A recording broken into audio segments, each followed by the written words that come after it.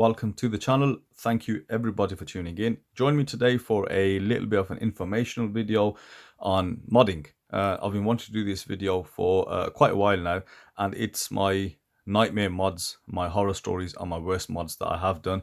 A lot of the times you see a lot of videos on YouTube displaying really nice cutscenes, really nice videography, showing intricate modifications going on, great camera angles, and the item at the end just looks so perfect, immaculate, like it come out of an OEM manufacturer. But it does leave out a lot of the horror stories, a lot of the trial and error and learning curves that you go through. Now, I started modding about, I think, a year ago, and I had my fair share of mishaps, misfortunes, breaking stuff, and then I had a massive learning journey. Now, for those of you guys that do follow me, I've been a subscriber for a while now, I've got a secondary channel, which I haven't been as active on in the last few months. But that contains all the modding videos. Now, I believe I have covered, I think, pretty much all the basics, ranging from tools to modifications to refurbs, a couple of projects that I've had on there. And yeah, I've got another video to release, which is a full comprehensive, possibly the most comprehensive video on, hands and how to set them, what tools to use, which are the best tools, etc. And that'll be coming out, in the near future. So, the whole purpose of this video is to show people that are still, really on the fence. They don't know whether or not to go ahead and start modifying watches because of maybe they're just scared or they're not really sure with the skills. And this is just a bit of encouragement, I suppose, and just I'll show you the mistakes I made, and you will have to make mistakes in order to learn. That's how life works. So let's get into this, and I'll share some of the worst things that I've done and moving on to some of the best things I've done as well. So on wrist, because we are talking about modding, and now you can choose to feel however you want to feel about this mod, but it's mine, it's a keeper. I love it, and I think that's all that matters, and that's the beauty of modding. So it's a Proxima MM300, of course, with a cheeky mod, or as I call them, naughty mods. Okay, so let's get back to story time. So the first instance where I wanted to mod, I had this SKX 007. I actually bought it modified. It's got this green AR coated sapphire. It had a ceramic bezel. Everything was done. The movement was changed to NH36, etc. Now, all I wanted to do was change the second hand. Now, I put it off for the longest time imaginable because I just didn't really want to get into it. I didn't have the right tools. And I think I started off, I think I bought some tools, maybe some hand setters, etc. But I was ill-equipped. Now, just to remove the hands and to change it to the orange seconds hand, this took me at least 5 or 6 attempts. It took me, I'd say, around 2 hours to get it fully done. Now, looking back at it, modding, handsets, it takes me 5 minutes to, sort of replace now because I've got the right tools. But it was experience as well, lack of experience, nervous, shaking, don't want to ruin the watch. I also then went a bit further and I changed the chapter ring, and then I swapped out the crown that was there for a smaller S signed crown.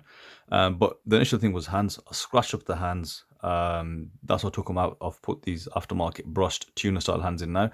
And I really did like this orange seconds hand, but I don't like it anymore. I'm going to change it with a different orange seconds hand. So I still want to do a couple of things to this. But yeah, that was really difficult. What that taught me is obviously being patient, take your time, and obviously have the right tools. So handsets are tricky. That's why I've done a full comprehensive video on the best tools to use, the best way to do it, and of course, the knacks. It's all about the knacks. It's easy to take off hands, put them back on, but the slight things you've got to do to check alignment and all that, that's something you've really got to learn yourself. But hopefully in that video, it does cover the ins and outs. Now, the worst mod I did was to this. I shouldn't have done it because, the beauty of these AliExpress homage watches now is they're free to tamper with.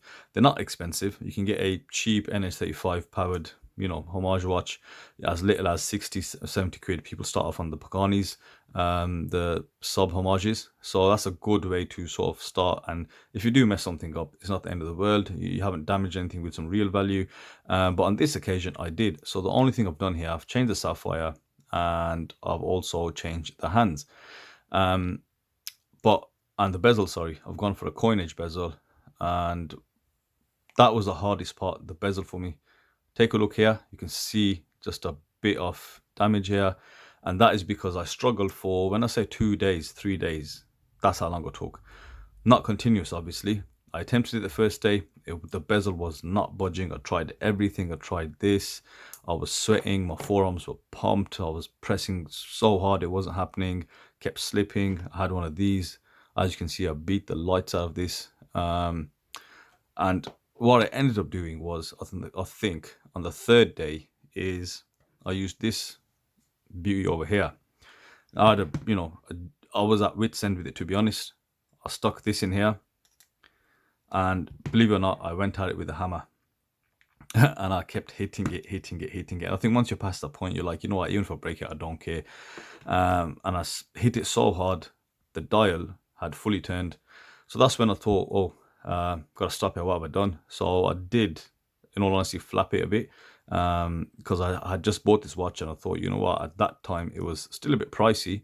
I thought, what have I done? I've just damaged it. And I think my fourth attempt, perhaps, I just, sheer determination, no lie, I used this tool and I just went in and it popped off. And I thought, wow, what a relief, what a difficult SOB to get off. So took it off, put in, before I actually put the coinage in, I thought, let's do the full thing. I then changed the crystal to sapphire, replaced the bezel insert. That was kind of difficult. You've got to really peel it off carefully. And then, bezel insert, once that bezel was in, and I'll tell you what, it's a very, very nice bezel. One of the nicest rotations I've got. And then, of course, now the other problem I had, my dial was bust. So, hit the forearms, sweating slightly. What do I do? What have I done to it? Opened it out, took off the hands that were originally on here, and I found I had broken the dial feet, basically. So that's when I learned about adhesive dots, and then I had to get some double-sided tape, stuck it on, and now it's all, I had put that back on. I went in after, I think, a few weeks to change the hands because I didn't really like the SKX style hands. They were getting a bit boring. But having said that, I'm not a massive fan of these hands yet, because I think the minute hand is just too short. I would like it a bit longer. So I'm going to change the hands to something else soon enough. So, those were the two major learning curves. Since then, you got to get the right tool for the right job. You learn what's tricky. Obviously, out of all that experience, I learned a lot of things. I learned about dial dots, but what the main thing is, you lose that fear. That's what I want to address here. You lose that fear of, what if I break something? Go ahead, break something. I say break it on purpose. I say get movement, hands, get something cheap and just go hammer it. Break it if you gotta, and that is how you are going to learn. And then you find out it's actually, like with anything, it's quite easy, it's fun. I think people have their own little collection of just mods. Why not? It's different ways to enjoy the hobby. And of course, with the AliExpress kind of stuff, you can make your own modifications. You can even turn a turtle into how you think it should be. There's a lot of actually OEM dials out there as well on AliExpress, so you just gotta know what you're looking for. And then you enter the world of modification. Yes, it does need a lot of parts. You need a place to do it if you are going to do it further, but they need not be expensive. I've gone through a couple of videos where I've spoken about the mods, etc., where and the tools that you need. None of them were actually expensive. Of course, they do add up, but it is what it is with even watch collecting. Now, bringing you on to the SKX13. This is a mod that I've done a full refurb on it and modification. You probably can't tell because I do like to keep them OEM. So what I did, I just changed the movement. I changed the glass to sapphire, and I changed the bezel insert. So little S crown on there. NH36 hand winding hacking. As you can see here. Now I think for this one I'm just trying to get a hold of a very good condition dial. As you can see, this is quite faded. So I mean, some people do like this vintage look, but I do prefer a nice clean look. So I'll be getting that and then doing something else with it. Probably change the hands as well. So yeah, that was my full complete mod. So that includes stem, etc. I think I did a video on this watch, to be fair.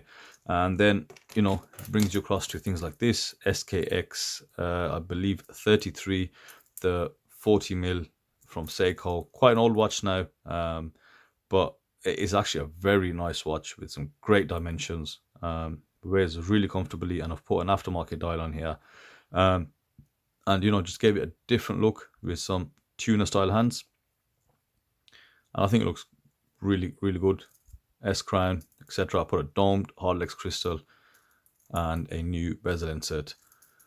So yeah, guys, let me know in the comments what mods you've done. I have heard or read a few comments of people saying they've started modding as a result of watching my videos, and I find that quite rewarding. It's good, get your hands in, and it's a different aspect, different angle to the hobby, which is very good to explore, and just gives you that more of a connection to watches. So that's it for me. Hope you guys did learn something from this. Just a little breakaway from just watching watch reviews.